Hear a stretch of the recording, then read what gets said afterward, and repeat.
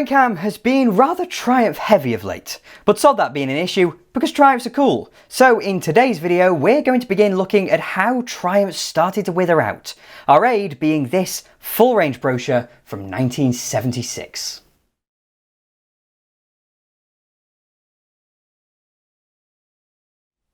I've chosen this one because 1976 was a huge changeover year both for British Leyland and for Triumph. The former as it began its recovery from near bankruptcy and effective nationalisation, and the latter because 76 was the final year that Triumph had a comprehensive range of cars.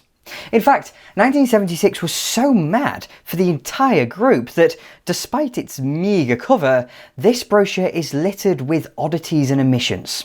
But start with the meagre cover we must, and what an awful way to entice customers into spending quite a lot of money on a range of cars still somewhat pretending to be BMW competitors. Now I have no doubt that only a few years prior they were BMW competitors, but this, as I've said, is 1976, and all their cars dated back over 10 years in one form or another, plus let me contextualise this drab and superlative-laden cover with what they were doing only a couple of years before. This is a Triumph Dolomite brochure from the car's launch in 1972, and not only do we have a much more aspirational cover, but the brochure has a story. It takes place around a 3,000-mile European adventure, taking in Le Mans, Monte Carlo, Monza, then as you might expect, climbs up into the Dolomites. 3 years later, in 75, and that is one hell of a cover. While the story is gone, the whole brochure is frame-worthy. Such is the prettiness of the car and the brilliance of the photography and layout. Yet within months, and allow me to organise, Dolomite brochures looked like this, and 2000 brochures looked like this. It's as if they'd received an artistic bypass, which, considering BL, I wouldn't put past them. Regardless, this full-range brochure is totally devoid of character, and not only are these superlatives meaningless, but some of them would have been downright hilarious in 76. Fortunately, it does improve within, starting as per usual at the bottom of the range with the Triumph Toledo. Now there isn't a lot of depth going on here, and I'm not surprised at that because it is a full-range brochure, but it's clear that this was designed to be cheap. Only a single A4 sheet for each model is far less than most of the manufacturers were doing, and even less than Leyland themselves were doing. This is another 1976 brochure, but this time for every car that Leyland cars were selling, and while it is on simple paper rather than glossy card like the Triumph one, they give more room to the cheap, high volume stuff than Triumph has in its very own brochure. This means it can't be simple cost saving, though with the breadth of models, I don't understand what kind of person would have picked this one up. I can imagine it was more of a Leyland marketing exercise than a car buying thing, but I digress. Back to Triumphs and back to the Toledo. This basic end of the Triumph range was introduced in 1970 as a facelift and simplification of the old Triumph 1300 that we met back in 1965. The 1300 was designed from the outset to be sophisticated, continuing the march towards that BMW kind of thinking I've mentioned a few times across these Triumph videos, but as a result, it was relatively expensive. The Toledo, on the other hand, was designed to be more reliable and cheaper to build, swapping the 1300's front-wheel drive layout and independent rear suspension for rear-wheel drive and a live axle. Now of course that sounds like a step backwards, but a lower purchase price, easier servicing and the promise of greater reliability mattered more to the average consumer. However, it was fundamentally a car designed in 1965. So by 1976 it was really beginning to show its age. Nonetheless, the Toledo was a good seller, with the way it was trimmed pulling it clear of the mainstream, and that's the trait the text always relates back to. It may be a small saloon car with a 1300cc engine and next to no equipment, But the Toledo has none of the brashness so often associated with economy cars. Indeed, its style, gentility and interior refinements would do credit to many a so-called prestige saloon. That passage is interesting for a couple of reasons. First, because this is the old-fashioned idea of material and quality-led luxury. But second, because they aren't pretending it's a luxury car. The meaning of luxury here is relative to its size, and they're openly telling you that the Toledo is an economy car that just so happens to be very nicely styled and very nicely trimmed. But as we turn to the Triumph 1500 TC, we begin to realise that I'm contradicting myself. Earlier, I mentioned that the Triumph 1300 was designed to be technically sophisticated and marketed accordingly, yet the Toledo clearly isn't, and that's because, despite its origins, the Toledo didn't directly replace the 1300. Rather than go all in on premium saloon cars, Triumph worried about the loss of volume they'd suffer, so the 1959 vintage Triumph Herald remained in production alongside it. The Toledo therefore really replaced the Herald, and the 1300 was refreshed with a new style and a larger engine to become the Triumph 1500. This means that in 1970, Triumph was producing two virtually identical looking cars, one of which was rear-wheel drive, the other front-wheel drive. And if they worried so much about money and volume, then this was just silly, and it continued for 4 years. In 1973 they added twin carburetors, renaming it the 1500 TC, and in the meantime the Toledo was facelifted and became 4-door only. But in 1974 they relented, allowing the 1500 TC to receive the rear drive platform of the Toledo. So now we're back in 1976, we're met with a range of cars that are good looking but old. They have confusing names and a confusing history that can only have alienated buyers and made discussions in showrooms a minefield of inaccuracies. It's so confusing, I still have to look it up every time I talk about it. And even when we do come to the end and ignore the previous platform madness, I don't see why these two cars weren't just called the Toledo 1300 and Toledo 1500. It's very British Leyland. However, things are going to get a little bit smoother as we turn to the mighty Triumph Dolomite, which for me is the zenith of Triumph design and engineering, and as I said a couple of years ago in the full Dolomite video, I think it's one of the best looking saloon cars of all time. I say it's the zenith because despite clearly sharing that same old 1300 body as the Toledo, this one is all about engineering, performance and a premium motoring experience, all of which is detailed in the copy. At the heart of the Dolomite is an 1854cc overhead camshaft slant 4 engine of advanced engineering design, giving the car really sporting performance. Suspension is independent at the front, 4-link live axle at the rear, coupled to front and rear anti-roll bars for sports car handling with saloon car comfort. And the underslung front air spoiler from the high-performance Dolomite Sprint is now fitted. Now, naturally, that's filled with marketing exaggeration, but the headline is that this thing was filling a huge gap in the Triumph range, emulating the BMW 1602 and 2002, but thanks to British manufacturing and the ridiculousness of the lower spec models, the Dolomite wasn't always so well perceived. The Dolomite and its slant 4 engine were developed in the 1960s, with the latter being ready for production in 1968 when the Saab 99 came on stream. The plan was for the Toledo and Dolomite to launch together in 1970, but the Dolomite was continuously delayed due to horrendous industrial action and production problems, meaning it was 1972 before it made its debut. That had two effects on the new car. The first is obvious, the fact that the basic body shell was now 7 years old. But point two is the fact that the Dolomite now looked like a tarted up Toledo rather than the Toledo's twin. The reality was that despite delays and its heritage, the Dolomite was a brilliant premium performance saloon. It was fast, well equipped and eventually built a decent image thanks to the Dolomite Sprint. Visually, the Sprint is very similar to the standard Dolomite, barring the road wheels, which made it the first British saloon car to come fitted with alloys as standard. But the attraction, of course, was the award-winning 16-valve engine, something virtually unheard of in production cars, never mind in the ambience of a premium saloon. Of course, this is a 2-litre variant of the standard car's Slant 4, complete with a new cylinder head, featuring only one camshaft and a set of rockers to actuate the 4 valves per cylinder. Those 127 brake horsepower and an overdrive gearbox give it performance to place it in the same category as a BMW 2002 Ti or a Ford Escort RS 2000.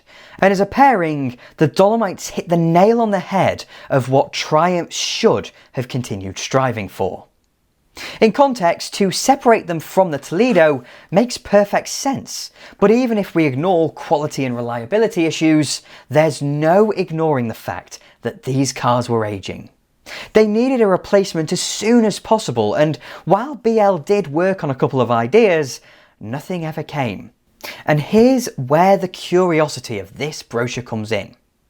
1976 was the year these cars were finally rationalised, but rather than be badged as a Toledo and Dolomite, they all became Dolomites, working from 1300 through 1500 and 1500 HL to the original car becoming the 1850 HL and the Sprint remaining at the peak.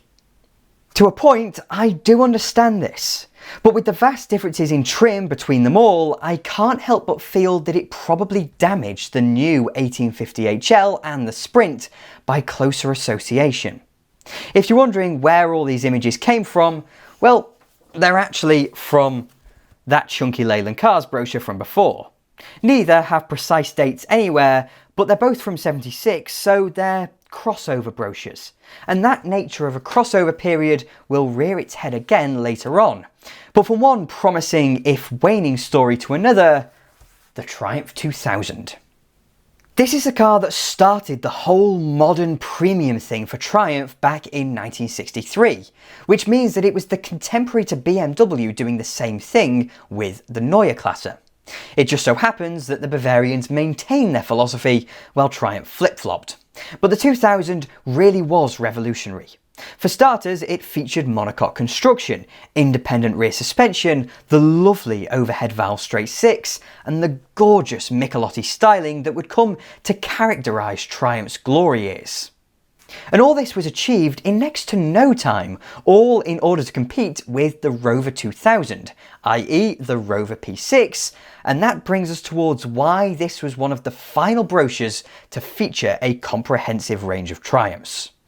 This brochure features the 2000 TC, the 2500 TC and the 2500S, and the larger capacity engine came about as a response to Rover's Buick-derived V8.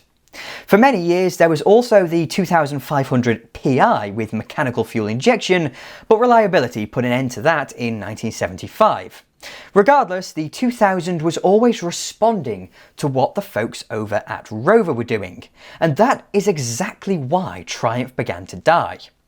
Back in 1971 or so, British Leyland's management made it clear that only one new executive saloon was going to be designed, so Rover and Triumph had to go away and fight for it. Rover won, and the result was the Rover SD1.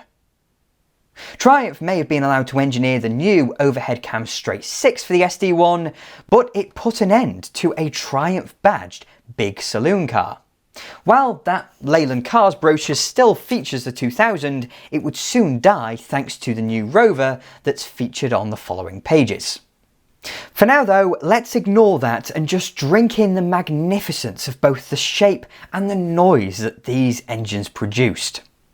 Again, this is pedigree we're seeing here, all in a saloon car that was very similar in terms of engineering to a couple of Triumph sports cars.